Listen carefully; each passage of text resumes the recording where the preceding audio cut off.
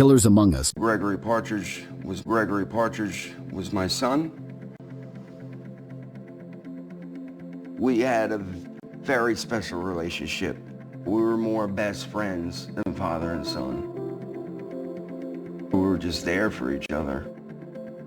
I remember when he was born, he was so sweet and so cute. Michael was very outgoing, always making people laugh. Very loyal and devoted to his family. Growing up, he was always very protective of his sister and mother. We were all very close. Michael had a 3-year-old son, Michael Jr. Baby Mikey was the love of his life. I love you. I love you. Him and Michael Jr. were attached at the hip. Like, you couldn't get them apart. That was the one thing I think he was most proud of in his life, is being a dad. I see you. He became a great father, and it brought us all closer. Sometimes we wanted to pull our hair out with him. Michael didn't always make the right choices. It was very frustrating for all of us. My son had drug problems, but he was fighting it hard. He couldn't get that demon off his back right away. He wasn't perfect, but we loved him unconditionally, no matter what. We get to the hospital, and they told me, I'm sorry, there's nothing we could do.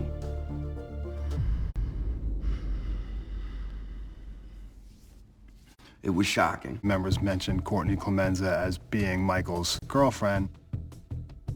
Courtney lives with her mother, Regina Clemenza. We went to the residence and we made contact with Regina, and Courtney Clemenza is not at home. We advised her that Michael Partridge was found assaulted. Regina said that she had a text conversation with Courtney earlier that night about Michael Partridge. This text exchange is the first real lead on how this happened. Courtney says he got his ass kicked. Regina responds, did he? By who? Courtney responds, Bobby. He broke his ankle ribs. I saw his blood squirting while he cried, Bobby, stop. Based on the text messages, Courtney has witnessed a brutal assault of Michael Partridge at the hands of a specific person she referred to as Bobby. Where that scene is, we still have yet to determine. We really need to find Courtney Clemenza. Right there, Gene. I'm gonna sit here. What did you hear exactly happened? I hear somebody doing a beating. Who did you hear threw him a beating? I guess her friend Bobby. Who'd you hear this from? Courtney. Courtney told you I that. didn't hear it, she texted him. What did she say specifically happened to him? He got him good in his ankles and his ribs, I think. That's what he said. The person who got him good was... But I think it was Bobby. If Courtney's not home, where would she be? Bobby and Seth's house. From Regina Clemenza, we get the name Seth Pelsang and Robert Haskell. Courtney is hanging out with them that night.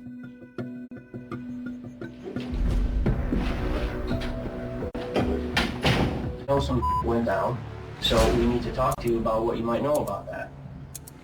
All right? Seth resides in the same house as Robert Haskell, but we didn't know if he was involved in the assault or not. Talk us through your day. I woke up in the morning and went and got Courtney, and she came back to Goshen with me. Okay. To your home address? Mm-hmm. Where was Bobby? He was at the house. Seth was tough. Right out of the gate, he's closed off. He had almost no eye contact. He was very fidgety, couldn't sit still in his chair. You can see him look up at the camera a number of times. Everything was screaming dishonesty. What goes on there?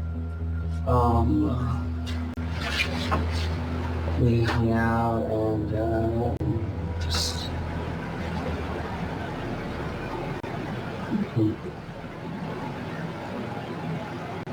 That's actually a 20-second delay before he says anything. And when that happens, it's important to let them break the silence.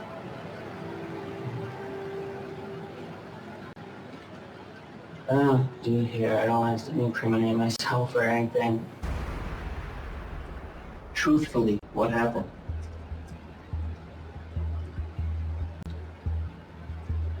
This is important, Seth. I know. That's why I'm thinking about it. It's very vital for you to be honest. It's the brave thing to do, and you know it's the right thing to do. Can I have him pound? He just wants to have a cigarette. That's right, please.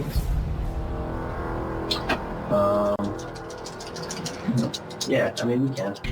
I figured he's gonna have his cigarette and we're gonna come in and we're gonna start seeing results. Right. So we're back where we left off. Then what? And then we were all just hanging out, made some food and stuff, macaroni and cheese and stuff like that. Okay. Coming back in after that cigarette break, I didn't see it coming.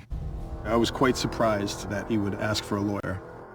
When somebody requests an attorney, the interview ends at that point. It was definitely frustrating. All right. Unfortunately, you still can't leave. We're going to be here for a bit because everybody else is talking. So we got to, see where the cards are going to fall. Seth was just on standby until we completed the other interviews. I think the more he thought about it, he went into self-preservation mode. He relayed to one of the troopers that he had changed his mind and that he wanted to speak to us now. All right, Seth. Seth had lawyered up, so this is a very delicate situation. We're able to listen to what he has to say, but we can't continue with questioning because it'll get thrown out. Go ahead and say whatever you need to say. Me and Courtney were sitting down in the living room, and obviously we were watching TV and eating, like, macaroni and cheese and everything, and all of a sudden we heard a big bang from outside, and we were like, what the hell? It was Mike. He had a gun. He took the shotgun and he shot through the front door of the house. He came right in with that shotgun loaded, and he started chasing us up the stairs. And I ran into my room, and I opened my door, and I saw there was a guy that stays across the hall from me.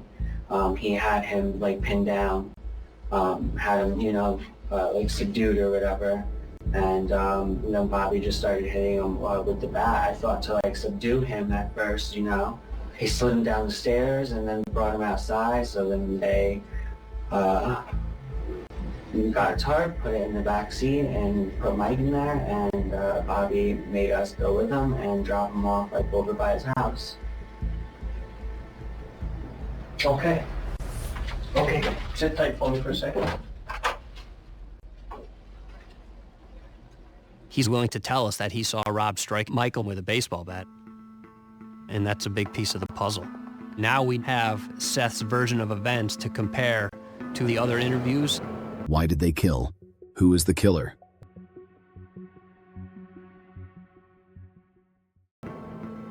At that point, investigators had an address for Bobby, and we were able to get warrants for the house. Processing the scene, we knew a door was damaged.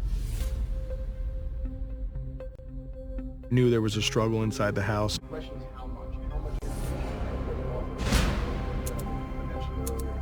This guy named Mike. Yeah. You ever seen him? Do you know who I'm referring to when I say this? No? Okay. What went down at the house last night? Well, I really couldn't tell you. Like, stuff could go on and I won't be there. There was 100% a major issue that went down at that house that you're well aware that Rob got involved in. Why in the world would I know a story about confrontation that took place? That doesn't make any sense. Whatever went down, I wasn't there for it. I don't know. Well, I don't know anything about that. He was just denying any knowledge of the situation. So I'm gonna just hit him with what we know to try to gauge his response and see if that's enough to crack him. We know exactly what happened. We know who Mike is. We know that he comes in acting crazy. You latch onto him. We know that Rob starts hitting him with the blue bat that's in the bathroom. We know this. This is not a mystery. It is what it is. It down. Not ugly. I'm telling you what I know. I've done that. Okay. We'll take this step by step. Did you hear Rob in a physical altercation? Did you hear moving around? Just started screaming for me. That's it. So now what do you do? I open my door, look out. And what do you see? There's a guy there with a rifle or something. Okay, now what? You all got the gun away from him? Did you grab the gun itself or you grabbed him? I expect him. You just like bear hugged him? Okay. When did Rob hit him with the bat? When you were on his back? Okay. Where did he hit him that you saw?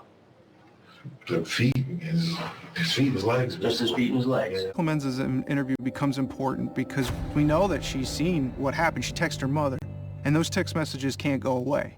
It's too late. We already have them. This is your only shot. I know the text messages you sent to your mother, and I know that you witnessed it. It was mostly Bobby, because I heard Michael say, "Bobby, stop," and I was just screaming. I was just screaming, "Stop," because I just heard the bat. I don't know what he was doing, and I just heard Michael screaming, "Help me," and "Bobby, please stop." I kept hitting him with the bat, and then, I just heard Mike say, "Bobby, stop, Bobby, stop, stop, stop." Where was Bobby hitting him? He was between the back of the head and the wrist. He was hitting him every and anywhere. With a baseball bat? Yes. Was it a wood baseball bat? No, or metal? a metal. It was a metal baseball bat? Yes. If you had a guess about how many times Bobby hit him with the bat? It had to be at least 30. He just kept going. And how long did that go on for? It was only... Why did Mike go there tonight in the first place? Mike was planning to rob him. Who's him? Bobby. Why Bobby? Because he's got a big amount of cocaine, a big amount of heroin, and he's got $25,000 of cash in his house at all times. She admits that there was a pre-planned robbery that was supposed to take place. We're wondering how she knew about this plan. Maybe Courtney's involvement isn't as innocent as she says it is. She's making a shift from being a witness to being an active participant. Did Mike tell you he was planning to rob Bobby? Last week he was dabbling with the idea. Robert is known to be a drug dealer. Michael was struggling with an addiction. He had no money. He's like, "I have no more fight in me." And he just was broken down, he was crying, and he's like, "I can't do this anymore." He was like, "No, if I could get that cash, that would be, that would just get us set. We could get an apartment, we could get a car." So he was kind of the wheels were turning. Okay. We were going to make a plan, what was the plan going to be? He asked me where the rooms were, so I told him the placement of the rooms. Did you write them down? Did you? Yeah. It was a map of the house, just kind of a layout of the house. He was asking me who lived there, and I said, "You don't want to do it, that guy Tim's home." What did he specifically say? He was asking me "Can you get Seth and Bobby out of the house?" Mm-hmm. But it was never a set in stone date, because I told him I want to get them out of the house, so there was nobody there. Why? And I didn't know what Bobby's capable of.